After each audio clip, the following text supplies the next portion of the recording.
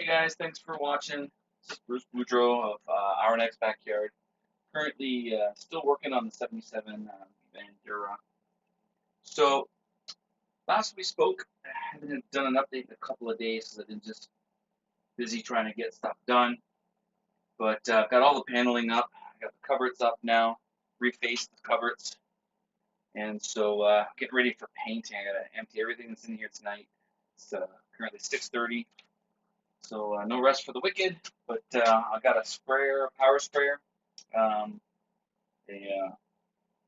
Brankston Cross or something from oh my god. Anyway, um, store. So good deal. It was only $25. It's like super cheap. So we'll see what kind of job it does. I'll report on that too. But essentially, why I'm doing an update right now, because all this other stuff is kind of straightforward. Putting the cupboards in, screwing it back in, blah blah blah. One of the things I wanted to show you is don't get rid of the old hardware, and I'll tell you why. So I ordered this faucet. Here we go, right here. Brand new faucet with a shower attachment. So really wanted to be able to still utilize the tub. So we got an actual tub faucet, and then we got the shower handle attachment, which is going to get hooked up on the wall here, like it was originally. But the point I'm trying to make is that in behind the wall, the new stuff came with standard attachment, right? It comes with the connectors, etc. This is an old unit, and so this is like a 3/8, I think, 3/8 attachment.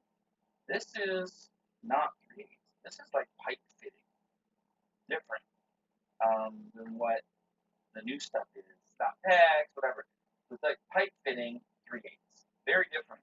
You can see the size difference from that to that. Well, you can see, but there is a size difference between this thread and that thread. Um, this is pipe and this is non-pipe 3/8. And so the original setup had exactly this. This copper piece was on the original setup and it was screwed inside on the inside diameter. Well, of course, this does not have threads for that, but guess what? It's plastic. And so I put some Teflon tape. Before putting Teflon tape, I actually started screwing it in myself, and it actually created threads on the inside. So then I put Teflon tape and boom, screwed it back in, and now I got my original setup. So it's easy for me to hook that up like that. So I'm gonna do that, and then of course, test it for these, all that good stuff as you should. But anyway, heads up. Always keep the old hardware before the new stuff is in. So put it aside, whatever, because you'll never know. Because it's old, you might not be able to find the exact stuff, or you have to go to Home Depot and start shopping around. It's just a waste of time. You have it, put it in a box aside, and then boom, you need it, it's there, and then you can retrofit whatever. All right, my little tip for today. Thanks for watching.